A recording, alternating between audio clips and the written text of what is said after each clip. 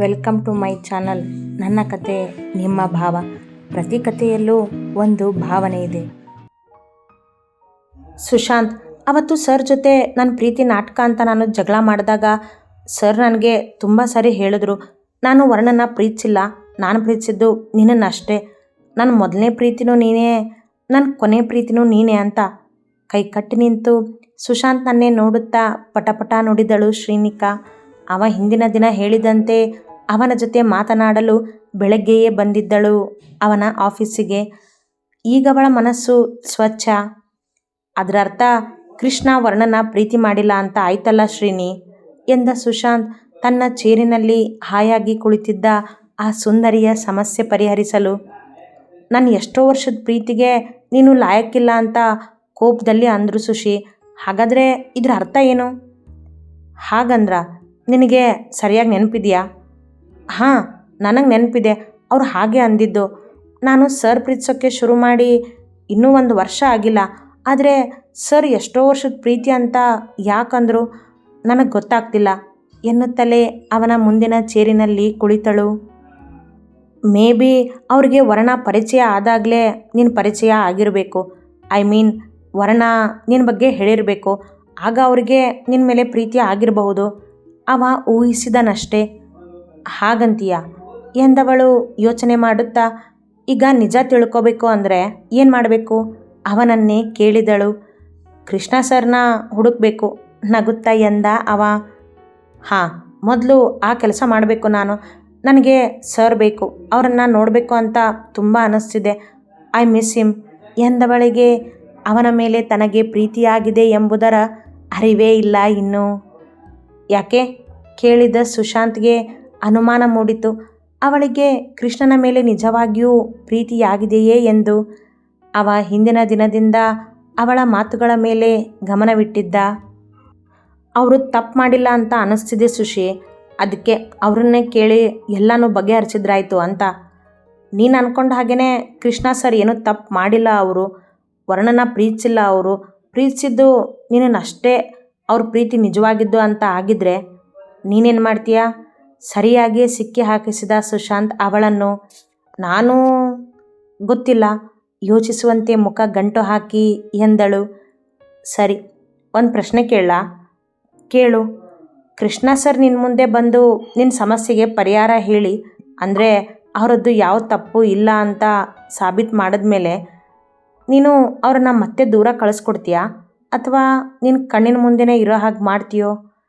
ಅವಳ ಮನದಲ್ಲಿನ ಪ್ರೀತಿಯನ್ನು ಬಡಿದೆಬ್ಬಿಸುವ ಪ್ರಯತ್ನ ಇವನದ್ದು. ನನ್ನ ಕಣ್ಣಿನ ಮುಂದೆನೇ ಇರೋ ಹಾಗೆ ಮಾಡ್ತೀನಿ. ಯಾಕೆ? ಯಾಕಂದರೆ ನನಗೆ ಅವ್ರು ಬೇಕು. ನನಗೆ ಅವರನ್ನು ಬಿಟ್ಟಿರೋಕ್ಕೆ ಆಗೋದಿಲ್ಲ. ನಾನು ಅವರನ್ನು ಪ್ರೀತಿಸ್ತೀನಿ ಎಂದಳು ಸರಾಗವಾಗಿ. ಸುಶಾಂತ್ ತನಗೆ ಉತ್ತರ ಸಿಕ್ಕಿತೆಂಬಂತೆ ಅವಳನ್ನೇ ನೋಡುತ್ತಾ ನಕ್ಕ. ಶ್ರೀ ಅಚ್ಚರಿಯಾದಳು ತನ್ನ ಮಾತಿಗೆ ತಾನೇ. ನಾನು ಅವ್ರನ್ನ ಕಂಡಾಗಲೆಲ್ಲ ಖುಷಿ ಆಗ್ತಿದ್ದೆ. ಅವರು ಶ್ರೀ ಅಂತ ಕರೆದಾಗಲೆಲ್ಲ ನನಗೆ ಏನೋ ಖುಷಿ ಆಗ್ತಿತ್ತು. ಅವ್ರು ನನ್ನನ್ನು ನೋಡಲಿ ಅಂತ ಕಾಯ್ತಿದ್ದೆ. ಅವರಿಗೋಸ್ಕರನೇ ಎಲ್ಲ ಹುಡುಗಿರನ್ನು ಎದುರು ಹಾಕ್ಕೊಂಡಿದ್ದೆ. ಅದನ್ನು ಯಾವತ್ತೂ ನಾಟಕದಿಂದ ಮಾಡಿಲ್ವಲ್ಲ ನಾನು. ಆ ಭಾವನೆಗಳನ್ನ ನಾಟಕ ಮಾಡೋದಕ್ಕೂ ಬರಲೇ ಇಲ್ಲ ನನಗೆ. ಯಾಕೆ ಅರಿವಿಲ್ಲದೆ ನಾನು ಇಷ್ಟು ಒದ್ದಾಡ್ತಿದ್ದೀನಿ. ಅವರು ಕಾಣದೇ ಇದ್ದಾಗ ನಾನು ಟೆನ್ಷನ್ ಆಗ್ತಿದ್ದದ್ದು ನಿಜಾನೇ. ಅವರು ಬೇರೆ ಹುಡುಗಿರ ಜೊತೆ ಇದ್ದಾಗ ನನಗೆ ಕೋಪ ಬರ್ತಿದ್ದು ನಿಜಾನೇ. ಇದನ್ನೆಲ್ಲ ನನಗೆ ನಾಟಕ ಮಾಡೋಕ್ಕೆ ಬರಲೇ ಇಲ್ವಲ್ಲ. ತನ್ನಲ್ಲೇ ತಾನು ವಿಮರ್ಶಿಸಿಕೊಳ್ಳುತ್ತಿದ್ದವಳು ಮೇಲೆದ್ದು ಬಾಲ್ಕನಿಗೆ ನಡೆದಳು. ಸುತ್ತಲೂ ಇದ್ದ ಕತ್ತಲಲ್ಲಿ ಅಲ್ಲಲ್ಲಿ ಹತ್ತಿದ್ದ ಲೈಟುಗಳು ಹೊಳೆಯುತ್ತಿದ್ದವು. ಆ ತಂಗಾಳಿಗೆ ಕೈಕಟ್ಟಿ ಮೈ ಮುದುರಿ ತುಟಿಯಂಚಲಿ ನಗು ಹೊತ್ತು ನಿಂತಳು ಸುತ್ತಲೂ ನೋಡುತ್ತಾ. ಸರ್, ನನಗೆ ನೀವು ಬೇಕು ಸರ್. ನಾನು ನಿಮ್ಮನ್ನು ನೋಡಬೇಕು. ನೀವು ನನ್ನ ಜೊತೆನೇ ಇರಬೇಕು. ನಾನು ನಿಮ್ಮನ್ನು ನಿಜವಾಗ್ಲೂ ಪ್ರೀತಿಸಿದ್ದೀನಿ ಸರ್. ಆದರೆ ಎಲ್ಲಿದ್ದೀರಾ ನೀವು? ಸತ್ಯ ಏನು ಅಂತ ನೀವೇ ಹೇಳಬೇಕು ನನಗೆ ಎಂದುಕೊಂಡವಳು ಅವನನ್ನೇ ನೆನೆಯುತ್ತಾ ಹಾಗೇ ನಿಂತಳು. ಪ್ರತಿದಿನ ತಾನು ಬೆಳಗ್ಗೆ ಕೃಷ್ಣನಿಗೋಸ್ಕರ ಕಾಲೇಜಿನಲ್ಲಿ ಕಾಯುತ್ತಿದ್ದದ್ದು. ಅವನ ಗುಳಿಕೆನ್ನೆ ಕಂಡಾಗಲೆಲ್ಲ ತನ್ನ ಮನ ಹೂವಂತೆ ಅರಳಿ ತುಟಿಯಲ್ಲಿ ನಗು ಮೂಡುತ್ತಿದ್ದದ್ದು. ತಾನು ಅವನನ್ನು ಕಾಡಿಸಿದಾಗಲೆಲ್ಲ ಅವ ತಾಳ್ಮೆಯಿಂದ ಎಲ್ಲವನ್ನೂ ಅವಳಿಗಾಗಿ ಸಹಿಸುತ್ತಿದ್ದದ್ದು. ಅವನ ತಾಳ್ಮೆಯ ಮಾತುಗಳು, ಅವನ ಚಂದದ ಮೊಗ, ಮನವೊಪ್ಪುವ ಅವನ ಹೇರ್ ಸ್ಟೈಲ್ ಎಲ್ಲವೂ ಅವಳ ಮನದಲ್ಲಿ ಮತ್ತೆ ಮತ್ತೆ ನೆನಪಾಗುತ್ತಲೇ ಇತ್ತು. ನಿಮಿಷಗಳು ಕಳೆದು ತಂಪಾದ ಗಾಳಿ ಮೈಸೋಕಿದಾಗ ಅದೇಕೋ ಕೃಷ್ಣನನ್ನು ನೋಡುವ ನೆನಪಾಯಿತವಳಿಗೆ. ಒಳಗೆ ಬಂದು ತನ್ನ ಮೊಬೈಲ್ ಹಿಡಿದು ಅಂದು ಸೀರೆಯುಟ್ಟಾಗ ಅವನ ಜೊತೆ ತೆಗೆದುಕೊಂಡ ಸೆಲ್ಫಿ ಫೋಟೋಸ್ಗಳನ್ನು ನೋಡುತ್ತಾ ಹಾಸಿಗೆಯಲ್ಲಿ ಉರುಳಿದಳು. ಅವನ ಗುಳಿಕೆನ್ನೆಯ ಫೋಟೋ ನೋಡುತ್ತಲೇ ಮತ್ತೆ ತನ್ನ ತುಟಿಯಲ್ಲರಳಿದ ನಗು ಅವಳಿಗೆ ಆಶ್ಚರ್ಯ ತರಿಸಿತ್ತು. ಸರ್, ನಿಮ್ಮ ಈ ಗುಳಿಕೆನ್ನೆ ನೋಡ್ತಿದ್ದ ಹಾಗೆ ನನಗೆ ಖುಷಿಯಾಗುತ್ತೆ. ಯಾಕೆ ಎಂದವಳಿಗೆ ಅಂದು ತಾನು ಅವನ ಕೆನ್ನೆಗೆ ಕೊಟ್ಟ ಮುತ್ತು ನೆನಪಾಯಿತು. ಅದನ್ನು ನೆನೆದವಳಿಗೆ ತಾನು ಅವನಿಗೆಂದು ಕೊಡಿಸಿದ್ದ ಡ್ರೆಸ್ ತೊಟ್ಟುಕೊಂಡು ತನ್ನ ಕಣ್ಮುಂದೆ ಅವ ನಿಂತಾಗ ತಾನಾಗಿಯೇ ಮೈಮರೆತು ಅವನಿಗೆ ಮುತ್ತು ಕೊಡಲು ಹೋಗಿದ್ದೂ ಕೂಡ ನೆನಪಾಗಿತ್ತು. ಹೌದು ಸರ್, ನೀವು ಯಾವತ್ತೂ ನನ್ನ ಜೊತೆ ಮಿತಿ ಮೀರಿ ನಡ್ಕೊಂಡಿಲ್ಲ. ನಾನೇ ನಿಮಗೆ ಸೋತಿದ್ದು. ನಾನೇ ಯಾವಾಗಲೂ ನಿಮ್ಮ ಅಂದಕ್ಕೆ ಮೈ ಮರಿತಿದ್ದಿದ್ದು. ನನಗೆ ಬೈಕ್ ಕಲಿಸ್ಕೊಟ್ಟಿದ್ದು ನೀವು.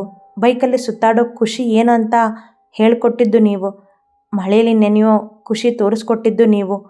ನನ್ನ ಖುಷಿಗೆ ಕಾರಣನೇ ನೀವು ಸರ್. ನನಗೆ ನೀವು ಬೇಕೇ ಬೇಕು. ನಾನು ಹುಡುಕ್ತೀನಿ, ನಿಮ್ಮನ್ನು ಬಿಡೋದಿಲ್ಲ. ನನ್ನ ನಿಜವಾದ ಪ್ರೀತಿನ ನಿಮಗೆ ಹೇಳ್ತೀನಿ ಎಂದುಕೊಂಡವಳೇ ಫೋಟೋಸ್ಗಳನ್ನೇ ನೋಡುತ್ತಿದ್ದಳು. ನನ್ನ ಮೊದಲನೇ ಪ್ರೀತಿನೂ ನೀನೇ, ನನ್ನ ಕೊನೆ ಪ್ರೀತಿನೂ ನೀನೇ ಅಂದ್ರಲ್ಲ ಸರ್ ನೀವು. ನನಗೂ ಅಷ್ಟೇ. ನನ್ನ ಮೊದಲನೇ ಪ್ರೀತಿನೂ ನೀವೇ, ನನ್ನ ಕೊನೆ ಪ್ರೀತಿನೂ ನೀವೇ ಎಂದುಕೊಂಡವಳು ಅವನ ಫೋಟೋಗೊಂದು ಮುತ್ತು ಕೊಟ್ಟು ಕಣ್ಣು ಮುಚ್ಚಿ ನಿದ್ದೆಗೆ ಜಾರಿದವಳಿಗೆ ತನ್ನ ಅಕ್ಕ ವರ್ಣಿಕಳು ಕೃಷ್ಣನನ್ನೇ ಪ್ರೀತಿಸುತ್ತಿದ್ದಾಳೆಂಬ ವಿಷಯ ನೆನಪಿಗೆ ಬರಲೇ ಇಲ್ಲ. ಶ್ರೀನಿಕಾ, ನನಗೆ ಚೆನ್ನಾಗಿ ಅರ್ಥ ಆಗಿದೆ. ನೀನು ಕೃಷ್ಣನ ಜೊತೆ ಪ್ರೀತಿ ನಾಟಕ ಮಾಡೋದಕ್ಕೆ ಅಂತ ಹೋಗಿ ನಿಜವಾಗ್ಲೂ ಅವನನ್ನು ಪ್ರೀತಿ ಮಾಡಿದೀಯಾ ಅಂತ. ನಿನ್ನೆಯಿಂದ ನೀನು ಅವನ ಬಗ್ಗೆ ಮಾತನಾಡ್ತಿರೋ ಮಾತುಗಳಲ್ಲೇ ನನಗೆ ಗೊತ್ತಾಗ್ತಿದೆ ಎಂದಿದ್ದ ಸುಶಾಂತ್ ತನ್ನ ಮಾತುಗಳಲ್ಲಿ ಅವಳನ್ನು ಸಿಲುಕಿಸಿ ಕೃಷ್ಣನ ಮೇಲಿರುವ ಅವಳ ಪ್ರೀತಿಯ ಅರಿವನ್ನು ಅವಳಿಗೆ ಮೂಡಿಸಿದ್ದ. ಅವನ ಮಾತು ಕೇಳಿ ನಿಲ್ಲದೆ ತನ್ನ ಮನೆಗೆ ಬಂದು ಕೃಷ್ಣನ ಯೋಚನೆಯಲ್ಲೇ ಮುಳುಗಿದ್ದಳು ಶ್ರೀ. ಅವನಿಗೆ ಒಂದಲ್ಲ 100 ಬಾರಿ ಕರೆ ಮಾಡಿದ್ದಳು. ಮನೆಗೆ ಬಂದ ಕೂಡಲೇ ಅವನ ಫೋನ್ ಆಫ್ ಇತ್ತು. ಅವನೇ ಆಫ್ ಮಾಡಿರುತ್ತಾನೆಂದು ಅರ್ಥವಾಗಿತ್ತು. ಕೃಷ್ಣನ ಮೇಲಿರುವ ಅವಳ ಪ್ರೀತಿ ವರ್ಣಿಕಾಳನ್ನು ಮರೆಸಿಯೇ ಬಿಟ್ಟಿತ್ತು ಅವಳಿಂದ. ಕೃಷ್ಣನನ್ನು ಹುಡುಕಬೇಕು. ಹೇಗೆ ಹುಡುಕುವುದು? ಯಾರನ್ನು ಕೇಳುವುದು? ಹೀಗೆ ಯೋಚನೆಗಳ ಸಾಗರದಲ್ಲಿ ಮುಳುಗಿಬಿಟ್ಟಿದ್ದಳು. ಅತಿ ಹೆಚ್ಚಿನ ಕಥೆಗಳಿಗಾಗಿ ಹಿಂಬಾಲಿಸಿರಿ ಪ್ರತಿಲಿಪಿ ಆ್ಯಪ್ನಲ್ಲಿ ಪ್ರತಿಮಾ SH ಅವರನ್ನು.